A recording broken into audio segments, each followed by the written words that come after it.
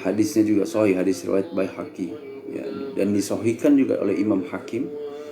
Man qara surat al-kahfi yaumal jum'ati adalahu mainan nuri ma bainal jum'atin. Barang siapa yang membaca surat al-kahfi pada hari Jumat ya, maka Allah akan menyinarinya di antara dua Jumat ya.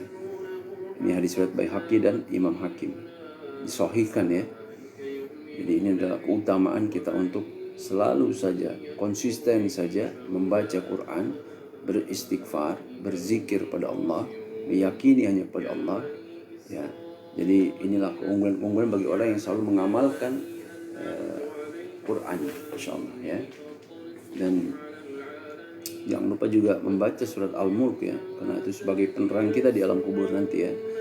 Minal Quran salasuna ayah syufiat lirajudin hatta ghufira lahu wa hiya tabarakallazi biyadihil mulk ya. Dari Al-Quran ada surat terdiri dari 30 ayat ya, yang akan memberikan syafaat bagi yang membaca, mentadaburi dan mengamalkannya sampai ia diampuni, yaitu surat Al-Mulk.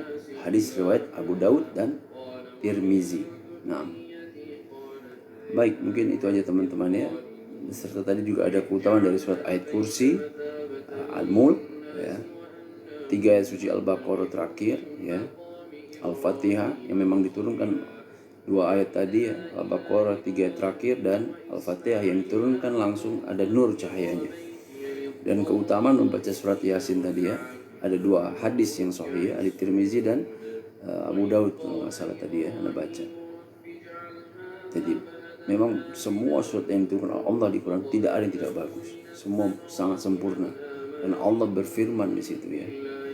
Jadi tugas kita hanya konsisten saja mengamalkannya, mentadaburinya, membacanya, merutinkannya saja. Maka setiap permasalahan solusi, insya Allah Allah akan berikan jalan bagi kita.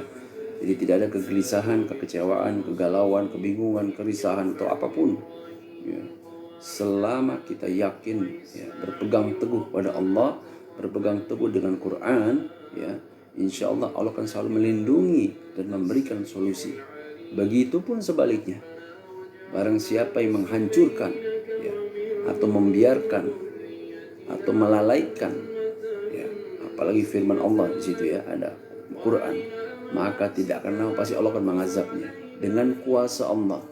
Allah akan turunkan azab baginya, siapapun itu ya, karena memang Allah berfirman dan kalamun Allah berfirman di Quran ya. Jadi itu kurang lebih ya teman-teman ya. Jadi pentingnya kita untuk mengamalkan dari Al-Quran, insyaAllah. Semoga kita diberikan syafaat dan diberikan kemudahan dan solusi untuk mengamalkannya dan konsisten dalam mempelajarinya, insyaAllah. Nah, baik, mungkin penyampaian di pagi ini cukup sharingnya, tidak terlalu panjang lebar, tapi insyaAllah ya cukup lah ya, karena memang ilmunya anak hanya sampai segini saja, mempelajari untuk mempelajari agama dan mempelajari beberapa pemahaman-pemahaman yang memang semampu anak untuk anak pelajari, hanya untuk mempelajari, dan anak untuk selain mempelajari apa yang anak bisa pahami anak sampaikan, insyaallah. Jadi pada intinya memang kalau buku diberikan, buku agama diberikan, tapi hanya untuk disimpan saja, maka akan sia-sia ya. Tapi buku agama itu ilmu yang wajib kita pelajari ya. Jadi wajib dipelajari, insyaallah ya, semampu anak. Memang anak pelajari apa yang anak dapatkan dari setiap bab ini, anak pelajari, anak sampaikan ya. Dan tentunya anak dipandu oleh beberapa orang yang punya pemahaman agama yang luar biasa, masya Allah ya, yang luar biasa sekali memberikan amal jariah kepada anak. Jazakallah khair ya. Jadi banyak amalan-amalan yang Anda dapatkan yang bisa Anda pelajari di sini. Semoga Allah memberikan kemudahan dan diberikan ketakwaan dan keimanan bagi anak sendiri, dan bisa sama-sama belajar bagi anak pribadi ya, yang banyak kekurangan, banyak kesalahan, banyak kelemahan ya. Tidak ada yang sempurna ya. Jadi tugas anak hanya belajar saja ilmu agama ini, mempelajari dan menyampaikannya dengan pemahaman yang memang anak pahami secara insya Allah bisa memberikan manfaat ya. Karena memang pada hakikatnya memang seperti itu ya, sebaik-baiknya manusia itu insya Allah, seburuk-buruknya siapapun dia bisa bermanfaat bagi yang lain insya Allah.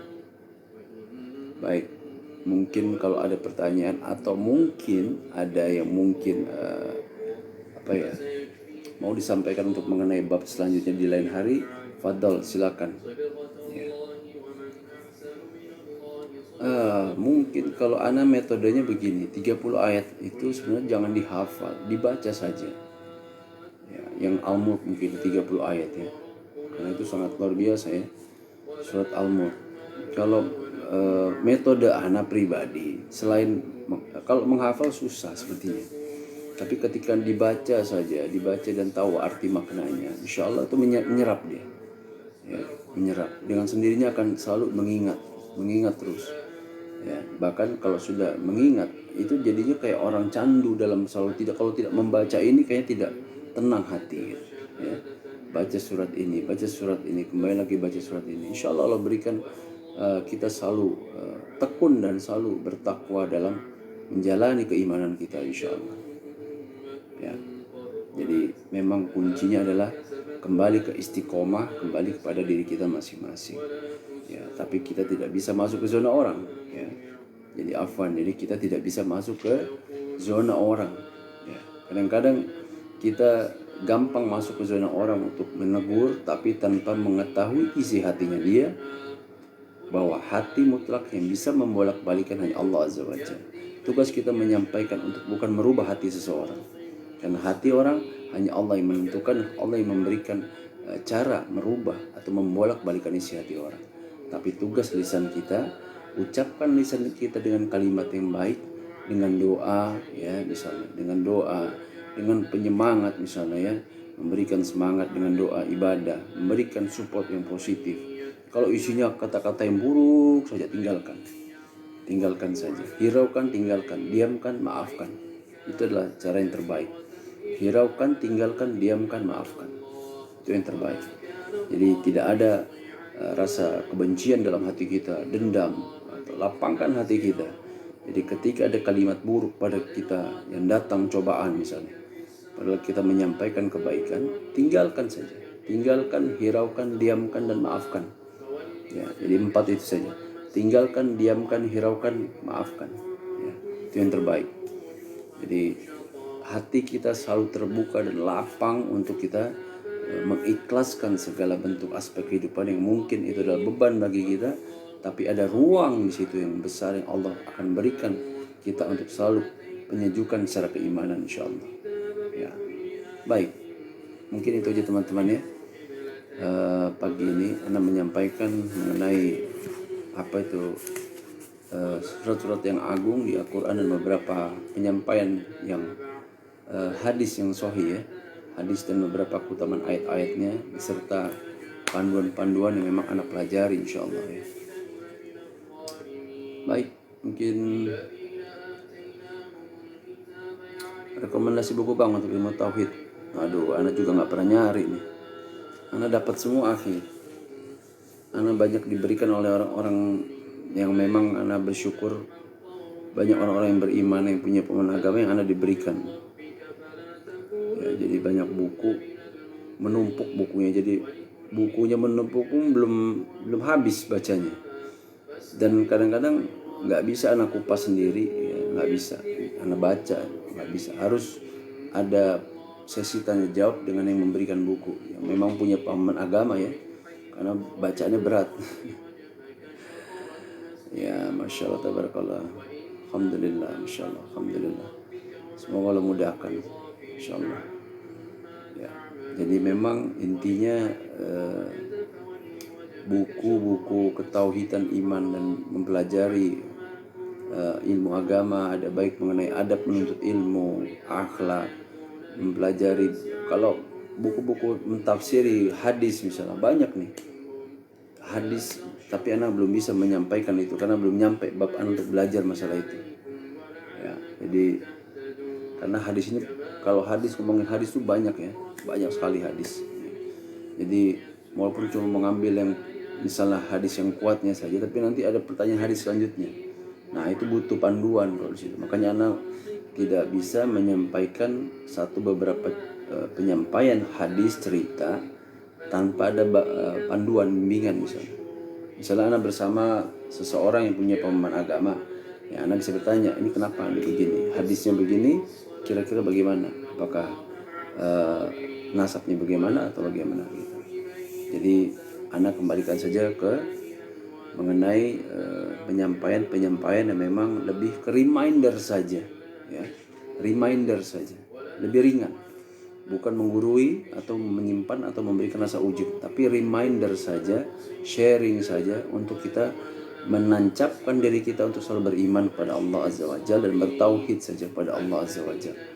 Ya, jadi tanpa ada rasa sifat ujub, tanpa ada rasa sifat ria, tapi ini hanya sebagai reminder saja, pengingat diri untuk kita untuk kembali kepada Allah Azza wa Jalla saja. Ya. Baik, mungkin itu aja teman-teman ya. Semoga Allah berikan kita ketaatan, kenikmatan ibadah, dan selalu bersyukur, bersabar dan ikhlas menjalani keseharian kita dalam urusan agama ataupun dalam urusan yang lain, insyaallah. Semoga Allah berikan kita kemudahan dan ketaatan saja dan bertakwa istiqomah insyaallah pada Allah Azza wa Jalla. Baik,